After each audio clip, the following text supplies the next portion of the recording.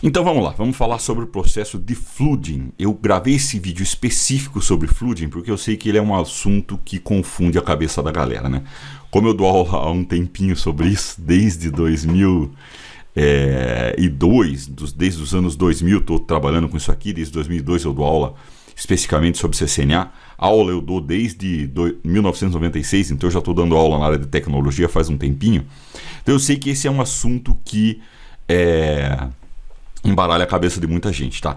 Principalmente porque existe uma dúvida sobre flooding é um broadcast é um flooding, essa correlação entre os dois processos, tá? Então vamos falar aqui sobre isso. Então nessa aula eu vou diferenciar flooding de broadcast e também vou dar exemplos aí de frame flooding, tá? Primeira coisa, vamos relembrar isso aqui que sempre vale a pena os tipos de comunicação em rede IP, né? A gente tem um unicast, broadcast e multicast. Como é que o teu switch sabe que é uma comunicação unicast? Quando ele recebe o endereço MAC, que é igual ao da placa de rede, é um MAC normal, um MAC comum, tá? Como que ele sabe que é um broadcast? Vem tudo F, o MAC dele. São 12 algarismos em hexa, tudo F, tá? E como é que ele sabe que é um multicast? No IPv4 começa com 01005E e no IPv6 333333. Então o teu switch sabe o que está chegando, tá? Ele sabe o que está chegando. E na origem? Normalmente na origem vai vir um MAC da própria placa de rede, tá? Você não pode colocar na origem um MAC de broadcast, tá? Você não pode fazer isso. A gente já falou isso na outra aula, eu queria só reforçar isso, tá? Aí vamos ver o seguinte aqui, ó. Olha só. Quem gera um broadcast e quando é gerado um broadcast? Esquece do funcionamento do switch. Por que esquece do funcionamento do switch? Porque broadcast é uma coisa de camada 3, tá? Não é de camada 2. Por que um computador vai gerar um broadcast? Porque ele não sabe quem é o dono daquele pacote IP. Quando eu estou falando de broadcast, eu estou falando de pacote IP. Estou falando disso aqui, tá? É um cara onde no destino eu estou colocando um endereço de broadcast, que é 255.255.255.255 ou o último IP de uma rede IP. A gente vai ver isso quando eu falar sobre IPv4 lá, tá? Então, quando o cara gera um broadcast, quando ele não sabe para quem ele tem que enviar ou então que ele quer que todo mundo receba aquilo. Realmente é uma mensagem que todo mundo tem que receber. Vamos num exemplo prático do uso do broadcast. DHCP Server, serviço de, eu já falei isso com vocês, né, na aula de aplicação, serviço para você alocar IP para uma máquina que não tem IP nenhum. Então, por exemplo, eu acabei de ligar esse computador. Esse computador estava zerado, nunca entrou nessa rede, então a placa de rede dele não tem endereço IP nenhum. Não tem endereço IP nenhum. Ele tem um DHCP cliente instalado nele, que é padrão dos sistemas operacionais. O que ele vai fazer? Para quem eu peço IP? Primeira coisa ele vai perguntar, para quem que eu peço IP? Aí é claro, né? Ele nunca foi configurado, nunca entrou nessa rede, para quem que ele pede IP? Sei lá. Se ele souber para quem ele pede IP, ele teria que ser pré-configurado. E a ideia é a gente não pré-configurar, né? Então, para quem que ele vai pedir IP? Para um servidor de DHCP. Onde que está essa porcaria? Sei lá. Então, o que ele faz? A primeira mensagem para descobrir onde é que está o servidor de DHCP, que é o DHCP request, é mandada em broadcast. Por que é mandada em broadcast? Porque ele sabe que se tiver alguém dentro desse switch que saiba resolver o problema dele de alocação de IP, se tiver um servidor DHCP, ele vai receber a resposta, tá? Simples assim. Então ele vai mandar um DHCP request aqui, ó, em broadcast. A gente já viu que quando o MAC de destino, tá aqui, ó, né? Destino, origem. Quando esse MAC de destino, vou colocar bcast aqui, ó, é um broadcast, tá? O switch encaminha para tudo quanto é porta, menos para a porta, para cá ele não vai, né? Ele recebeu isso aqui dessa porta, então não tem sentido ele devolver para ela, menos para a porta que enviou. Isso aqui chegou no hub, o hub manda para todo mundo também. O hub não tem filtro nenhum. O DHCP Server recebeu. Opa, recebi um DHCP Request. Beleza, vou responder para esse cara e vou fazer todas as tratativas para passar para ele o IP, a máscara, vou colocar em inglês aqui, ó, mask, né, o gateway e o DNS, que é o mínimo que ele passa, tá? Então, o broadcast é um processo feito com essa finalidade, tá? Com essa finalidade. É um processo em camada 3 que eu vou enviar um pacote para todo mundo. Por quê? Ou eu não sei para quem que eu tenho que enviar, ou todo mundo realmente tem que receber, tá? Ele não é um processo de camada 2, ele é um processo de camada 3. Ah, mas por que tem o endereço MAC de broadcast, professor? Porque tem um IP de broadcast, tem que ter o MAC de broadcast. Entendeu? Assim como tem um IP de unicast, tem que ter um MAC de unicast. Qual é o MAC de unicast? É o MAC que está gravado na tua placa de rede. Simples assim, tá bom? Então, broadcast é um processo de camada 3, flooding é um processo de camada 2, tá? Flooding é uma cópia de pacotes. É uma cópia dos pacotes? Não, desculpa. É uma cópia dos quadros, dos frames, tá? Ele pega os frames e copia para tudo quanto é interface, menos para aquela que enviou o frame original. Depois, vamos relembrar aqui ó, a tomada de decisão do switch para a gente falar depois do flooding, tá? Então vamos lá, como é que é o processo? Eu tenho um computador conectado num switch que quer falar com alguém. Ele vai pegar e vai mandar um pacotinho, um quadrinho na interface. Um pacote não, ele vai mandar um quadrinho na interface, né? O pacote IP está dentro do quadro.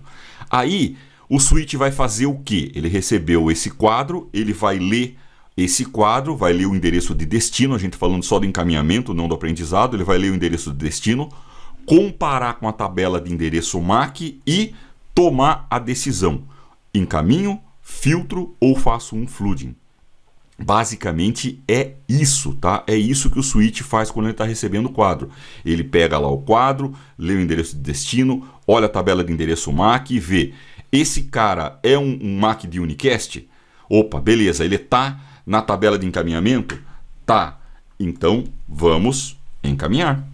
Joia. Esse endereço é o endereço MAC de unicast? É. Ele está aqui na minha tabela de endereçamento MAC? Na minha tabela de encaminhamento de MACs? Não. Então, eu faço um flooding. Esse cara é um broadcast? É um broadcast. Nem penso. Flooding. Esse cara é um multicast? Tem alguma configuração específica do multicast? Não. Flooding. Esse cara está na mesma interface, esse quadro recebido, o computador de destino está na mesma interface que o computador de origem? Tem um hub ali? Tem. Então, filtra.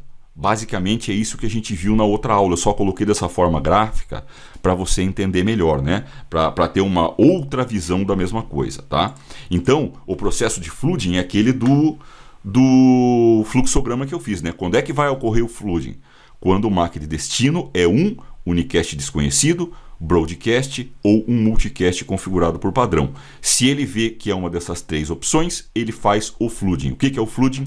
Copiar aquele quadro para todas as portas, menos para aquela que recebeu o quadro, porque não tem sentido nenhum o cara receber aquilo que ele enviou, né? É que nem você contar uma piada para um cara que acabou de te contar. O cara falou, vou te contar essa piada aqui do papagaio. Ele acabou de te contar, você fala, cara, aprendi uma piada boa. É a piada do papagaio. Não tem sentido nenhum, né? Isso é um loop.